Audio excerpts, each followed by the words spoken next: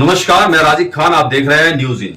जैसा कि मैं मौजूद हूं राजधानी देहरादून की ढकरानी ग्राम पंचायत में। ढकरानी ग्राम पंचायत तहसील विकासनगर क्षेत्र अंतर्गत आती है। ढकरानी ग्राम पंचायत क्षेत्रफल के हिसाब से और आबादी के हिसाब से भी काफी बड़ा क्षेत्र है।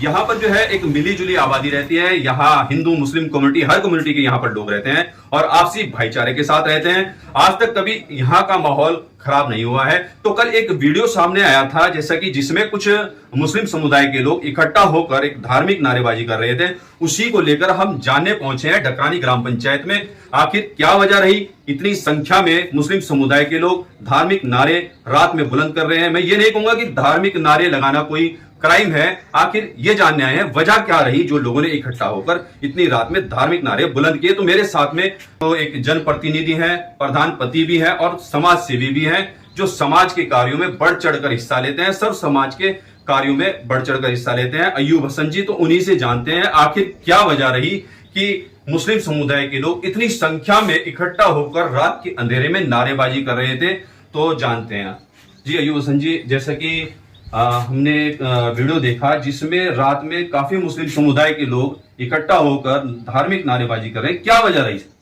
उसका कारण ये था दरअसल कि कल हमारे गांव के दो लड़के हरपुरपुर गए थे, तो वहाँ कहीं स्कूटी मोटरसाइकिल से कोई छींटे वींटे लगी किसी लड़की के ऊपर।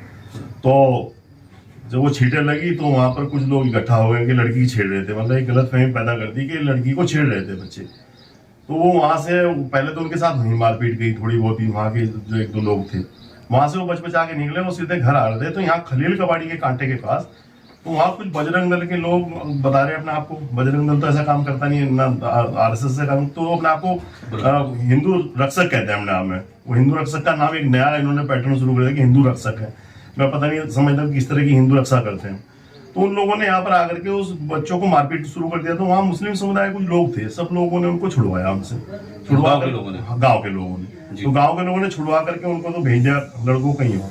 फिर वहाँ और तादाद में इकट्ठे हो गए, फिर माहौल बड़ा खराब हो गया वहाँ पर। वहाँ बदतमीजी करने लगे वो लोग, काफी बदतमीजी उन्होंने की, नारेबाजी शुरू कर दी, जय श्री राम जय श्री राम, मुस्लिम समुदाय के खिलाफ नारेबाजी शुरू कर दी। वो करते कराते फिर वहाँ पुलिस चौकी चले गए ढकरानी में। ढकरानी में पुलिस चौकी में कहने लगे कि हम जाएंगे गाँव में और गाँव में निकाल के बाहर मारेंगे। मैं नहीं समझता हूँ कि भाई इस देश में कानून व्यवस्था है, सारी चीजें हैं, पुलिस है, पुलिस अपना काम करे। अगर कोई किसी ने शिकायत की है, गलती की है, उसकी शिकायत थाने में करो, थाना उस पर कार्रवाई करेगा।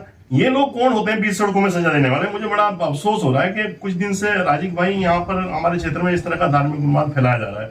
हालांकि ढकरानी गाँव बहुत शांत प्रिय गाँव है, सभी हिंदू मुस्लिम भाई सब आपस में एकता के साथ रहते हैं, एक दूसरे का काम करते हैं, एक दूसरे के काम आते हैं हमेशा।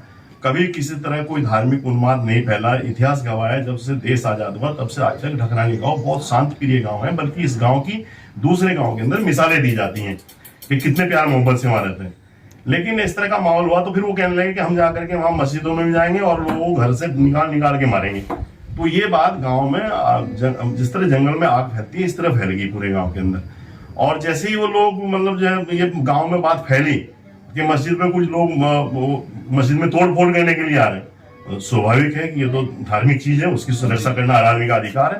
तो उस अधिकार को तहत वो सब लोग मस्जिद में जमा हो गए वहां मस्जिद के चौराहे पे, और वो बहुत तादाद में जमा हो गए लोग। घर से निकले कि मस्जिद को थोड़ी तोड़ने देंगे कोई किस तरह से।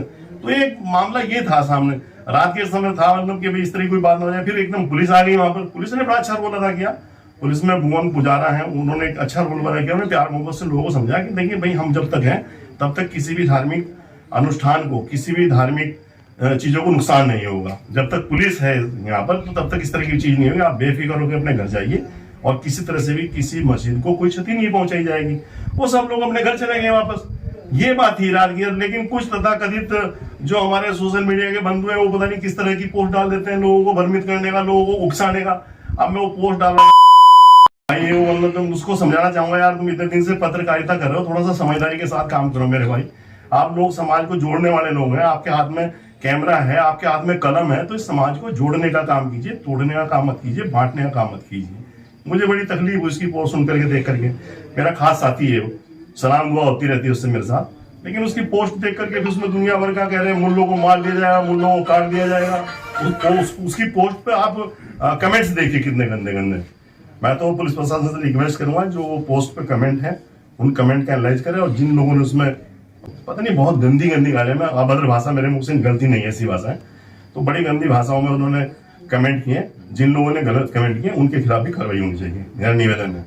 और हम उन लोगों के खिलाफ भी जाएंगे। अब उन लोगों के खिलाफ हम आइडेंटिटी करके, उनके पहचान करके, उनके नाम दर्ज रिपोर्ट कराएंगे हम लोग। जो समाज में उन्माद फैलाएगा, जो समाज के अंदर उन्माद फैलाएगा, बदतमीजी करेगा, चाहे वो किसी वर्ग का हो, किसी भी जाति, किसी भी धर्म का हो, हम बिल्कुल, अगर समाज के अंदर जो उन्माद फैलाने वाला आदमी है उसके खिलाफ हम कानूनी कार्रवाई करेंगे और उसके खिलाफ हम जो है मुकदमा दर्ज कराएंगे।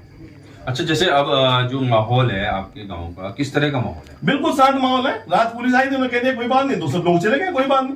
वो तो उबाल इसलिए आया लोगों के अंदर, गुस्सा इसलिए आया कि यार मस्जिद में, ढकरानी गांव में तो 50% मुसलमान है, तो उनमें कहते यार एक मोहल्ले में रह रहे हैं, ऐसे आकर के तोड़ फोड़ कर देंगे, इसलिए दिमाग में उनके थोड़ा, जैसे गांव के लोग हैं, जैसे और भी कम्युनिटी के लोग रहते हैं, तो उनका मतलब क्या है? कुछ भी नहीं, सब भाईबंदी है, बहुत शराबत में। हम, मेरे सारे पड़ोसी हिंदू हैं, मेरे अड़ोस पड़ोस में रहते हैं, मैं हिंदुओं के मोहल्ले में रहता हूँ, मेरे बहुत खास अच्छे लोग हैं और तमाम लोग हम लोगों का कुछ भी नहीं। गांव में किसी से आप दूसरे लोगों से पूछ लीजिए, हम लोग एक दूसरे के साथ मिलकर के खेती करते हैं, सारा काम करते हैं, एक दूसरे के काम आते हैं, मतलब हम उनके संस्कारों में जाते हैं, वो हमारे संस्कारों में। ढकरानी गांव तो मिसाल है, यहाँ पर तो हर जाति धर्म का, हिंदू, मुस्लिम, सिख, ईसाई, मतलब जितनी बिरादरी है, मतलब इस समय भारत की, उसमें आधी बिरादरी हमारे ढकरानी गांव के अंदर है। कोई बिरादरी नहीं छूटी हुई, ना मुस्लिमों में और ना हिंदुओं में, सब ऐसी समाज से लेकर के सब मिलजुल के रहते हैं, कभी कोई बात नहीं, ना इस तरह कोई बात है। बस सिर्फ ये है कि भ्रांति फैलाने का काम कर रहे हैं। जिस तरह से ये लोग, हमारे जो हिंदू रक्षक भाई हैं, जिस तरह से ये अपना एटीट्यूड और जिस तरह व्यवहार कर रहे हैं, तो इससे हमारे गांव में, इस जिले में, इस प्रदेश में कोई बड़ी घटना रूप ले सकती है और कोई बड़ी घटना घट सकती है, क्योंकि भावनाओं से खेलना किसी को भी बर्दाश्त नहीं होता, चाहे कोई भी समाज हो। और टारगेट करके अगर ये मुस्लिमों को, वर्ग विशेष के लोगों को अगर टारगेट करके इस तरह करते, तो कभी ना कभी ये चीजें, कभी ना कभी आदमी वो उसमें उत्साह में आ जाता है और कुछ गड़बड़ हो जाता है। दूसरी बात ये है कि मैं आप लोगों से ये भी कहना चाहता हूँ, ये जो मैं आपको हिंदू रक्षक कहते हैं और जो इस तरह से उन्माद फैला रहे हैं, इनको किसने हक दिया है कि ये लोगों को पकड़ के उनको मारपीट करें उनके साथ, या अपने आप पनिशमेंट देने लगे, सजाएं देने लग जाए? तो ये कोर्ट है देश के अंदर, न्यायपालिकाएं देश के अंदर है और पुलिस प्रशासन है, वो अपना काम करे। मतलब मैं नहीं समझता हूँ कि इन लोगों को क्यों ये इतना, मतलब कौन इनको इतना संरक्षण दे रहा है, कौन इनके पीछे है और कौन इतना संरक्षण दे रहा है कि मतलब ये लोग सड़क पे एट द स्पॉट मतलब मॉब लिंचिंग कर देते हैं, मार देते हैं, किसी को गोला लाठी देते हैं, किसी को पकड़ के पीटने लग जाते हैं। तो ये बहुत बुरी दुर्घटना है। अगर कहीं भी कोई चीज होती है, हर नागरिक का अधिकार है कि वो अगर कोई घटना इस तरह घटती है, वो जाकर के पुलिस में उस आदमी को बोले कि साहब ये हमने इस तरह घटना करते देखा गया। तो आगे संदेश क्या है अपना? हाँ, दूसरों की बातों में हमारे साथ भ्रमित ना हो। मेरा संदेश ये है कि मेरे गांव के लोगों, मेरे देश प्रदेश के लोगों, ये इस तरह की जो चीजें हैं, ये सामायिक घटनाएं होती हैं, इस पर विशेष ध्यान न दें। अपना जीवन जो दिनचर्या उसको सही तरीके से निभाएं, विशेष ज्यादा ध्यान देने की जरूरत नहीं है।